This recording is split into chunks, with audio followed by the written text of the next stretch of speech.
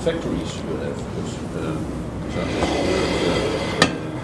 look at the mail saying he was starting to get worried about how good it went with Skoda, and his car and Skoda cars come from one factory. So how is there scope to enlarge the factory or to improve the production there? Indeed, this is in our plans. We have already started last year to improve our production capacity, especially in Vassini, where we are building the Superb, the Yeti, the Kodiaq now. Some production has begun last year, and we are exactly on plan and even better when we talk about quality. And of course we are doing the Ateca for Seat as well in that plant. And due to the demands of our customers in the world, we had to decide to expand our capacities in the years to come. This is why we are currently spending a huge amount of money for infrastructure and production capacity. Only last year we spent more than 500 million euros for Skoda in total. This year the same amount is due, and for next year it will be even more in order to meet the demands of the entire markets. But can you mention, sorry, I'm told, I don't know where exactly the factory is, but I'm told the factory is in a corner of the country. Yeah. Is it not in the a problem to find trained staff? Yeah, indeed, this was a huge challenge last year. We increased the number of our staff by more than 3,500 people. This is 14% approximately. And this was a huge task, and we are attracting people not only from Czech Republic but also from the countries around Czech Republic, from the Ukraine, for instance, or from Poland, or from Estland, or from wherever the people are able to commute. We are organizing everything, and the most important task is to really train the people and to hold that high level of training in the course of the year, and as long as the people are with us. So yeah, this is a huge challenge, but we accomplished it, and we are running on full speed. May I join the Rob question? I asked Max already. He gave me permission. Don't read the order. As the history of Skoda in Europe and show us the car industry here in Europe moving from the west to east. From the west to east. I mean, because of the chip of the labor chip of the infrastructure, the constructing something, supplying something.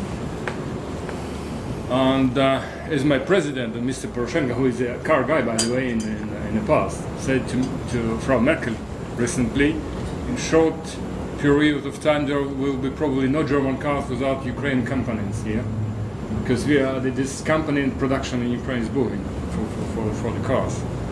And you are right about telling us the story. You are trying to push the money investment into the local production sites, which is a logical, because this owned by the Volkswagen Group and Skoda.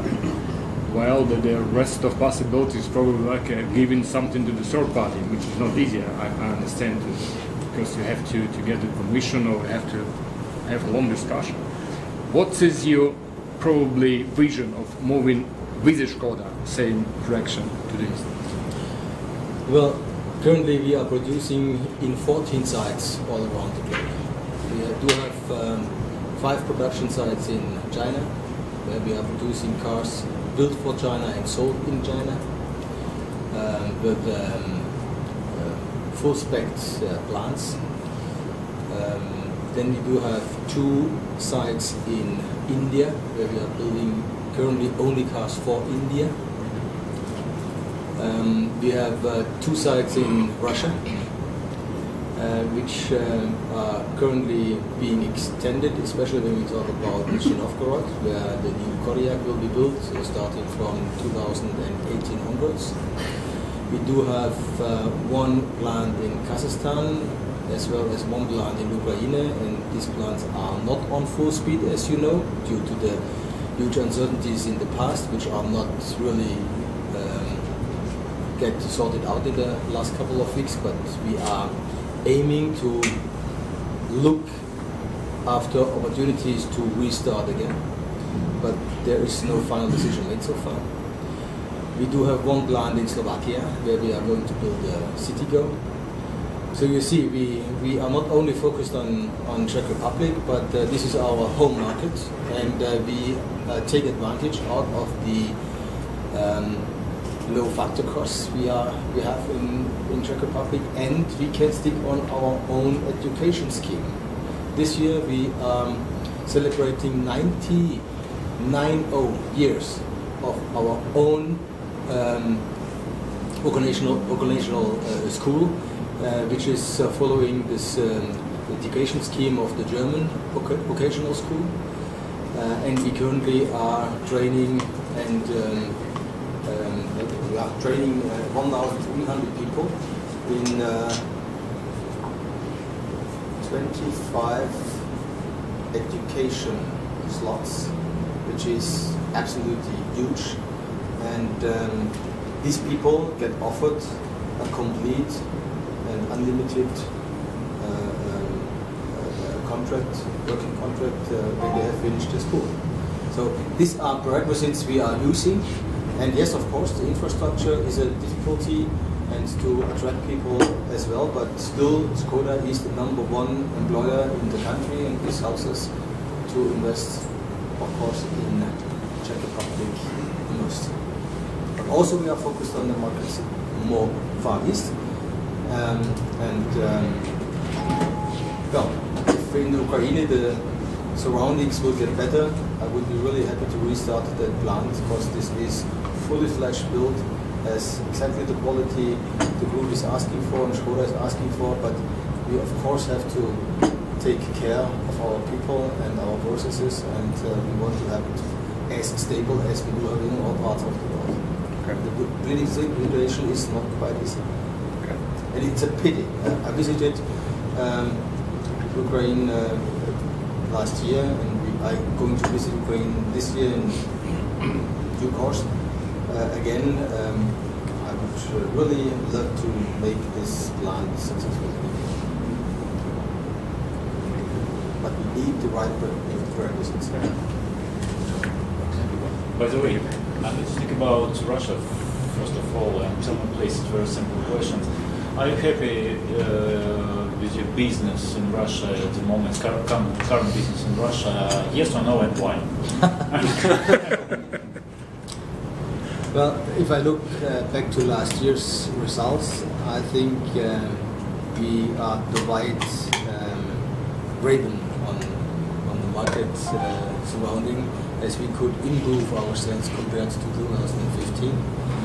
And this year, or by the end of last year already, we got this more favorite currency exchange rate, which of course helps us to get closer to break even, due to the fact that the Russian ruble was so expensive. Depends on the view you look at it. It was really difficult from a profitability point of view last year, but I think with our SUV offensive, and having made the decision that we bring the Kodiaq to the market and build it in Russia for the Russian people, I think this will really help us. And we decided last year something which is absolutely, I would say, unique. We are building in Nischendorf-Gott Skoda Yeti and a special amount of cars which we are going to export from Russia into the rest of the Western European markets. And this is currently an exercise which is running on full speed, and if our examinations are positive, there will be probably an opportunity in the future as well. Thank you. Are you developing a smaller crossover as Yeti and Kodiaq? As the other marks in the Volvo group? Look, if you walk through our museum, you will find in the course of the 122 years of our history a number of cars which are really interesting for us, and I would love to do more or less everything. But this is not feasible, and from a profitability point of view, not really helpful. We are focusing on cars which are currently with high demand in the market space, and crossovers are one of these segments which are really growing fast.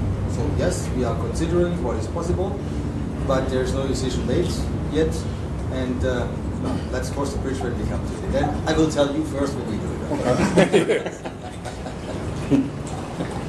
So, Mr. Mayer, modern words nowadays in automotive industry are connectivity and autonomous driving.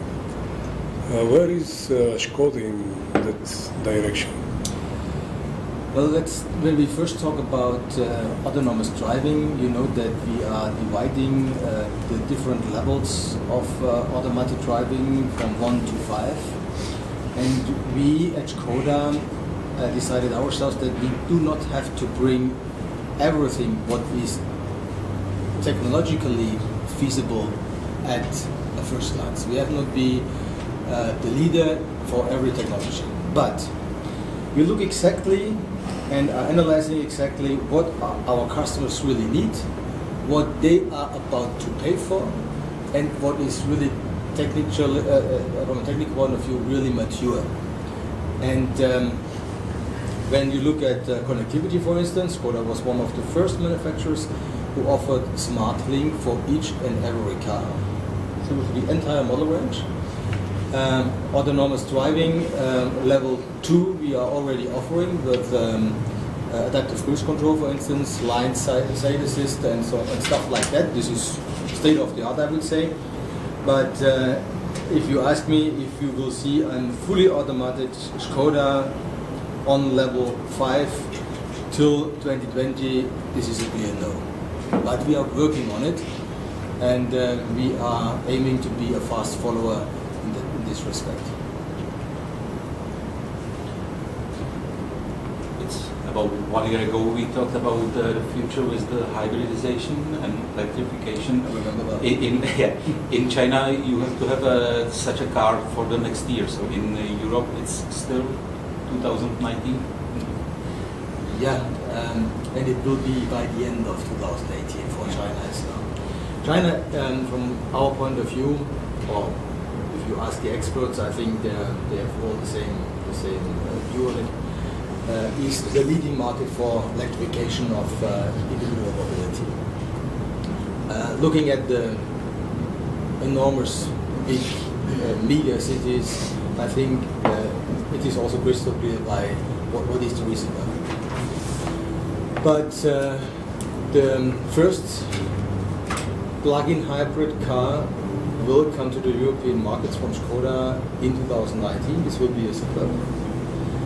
But what is even more important is that we will have by the end of 2025 more than 5 models which are running electrically.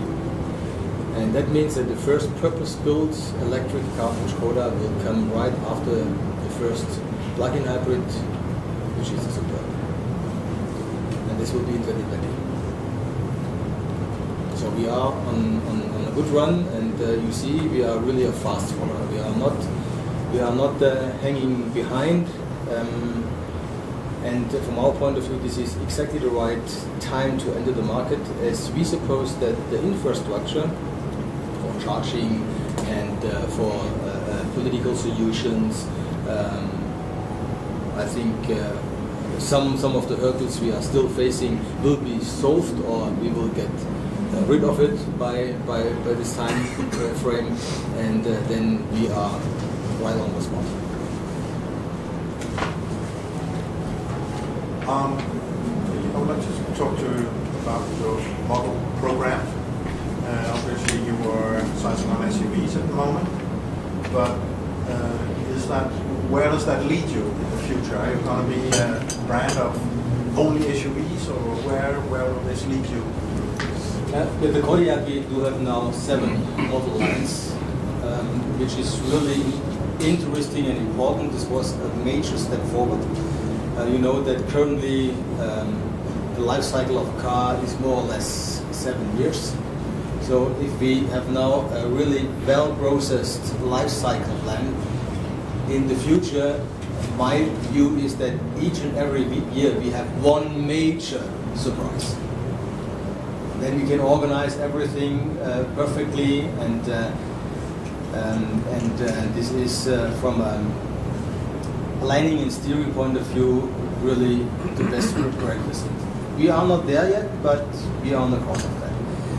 On the other hand, we came up with a strategy 2025 last year, and we built a clear target picture. What will the future look like in 2025 in order to revise what decisive steps do we have to make in the years to come in order to meet that target picture. But we all know that target picture which we are drawing today will not be the case in 2025, because the dynamics in the market are so huge, so fast, that we have to revise our strategy each and every year, probably twice. So I can't tell you exactly what exact model lineup we will have till 2025. There are some opportunities which are interesting or will become interesting with more electrification and more autonomous driving of the individual mobility.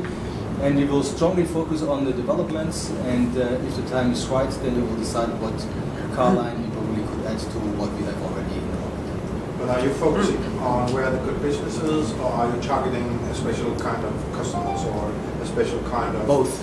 It's not X or Y, it's not either or, it's really both. No chance for light commercial vehicle in the near future? Something which is really interesting, as I already mentioned, when you walk through our museum, you'll see a lot of cars, and of course, People Mover was one of the core products of Skoda. It's the famous 1203, which was the People Mover in the eastern part of Europe. This is interesting, but we have to look where we are going to spend our money. The challenge in the years to come is that we have to do both. We have to invest into the conventional technology, as we will see conventional driven vehicles for the next 2 decades in all markets, I would say. And we will see electrified cars coming up, let's say, in the course of the next couple of years. And then we can't do each and everything. The most important thing for Skoda is we want to have sustainable growth with high profitability to be able to earn the money we want to spend in the years to come. Gabor. We have just 2 minutes left. Thank you. I have all the answers to So maybe last question. Last quick question. You are selling now in 102 countries, am I right? Yeah. And I think it was your comment with the Kodiaq that it's a fantastic car for launch in the US. And you said that you will decide this year. So the year is already 3 months in. Yeah. Do you have a decision? But we are not on a run. No. We are not on a run. What we can see, and as I already mentioned, we are investing heavily in order to meet the demands of our customers and try to expand our production capacity. America, especially in these days, is a very distinctive market, probably one of the most competitive ones. And we are looking really exactly what's going on in that market. And we are, as already mentioned, we are not on the run. We must, if we don't come up with a clear, distinctive decision by the end of the year, then it takes three months longer. We will come. It is not something you can decide now, today, and you are in the market tomorrow. If you want to make that really feasible, we have to decide where are we going to build the cars? Do we have regulations which are really sustainable and reliable? Without that, it is impossible to invest such huge money. By all means, at least for Skoda. So, there are a number of countries open besides the US market, and so we still do have all hands full to do, and we are also focusing on expanding our R&D department, and probably in the course of the next days or weeks we will hear a little bit more about that. So we have to look at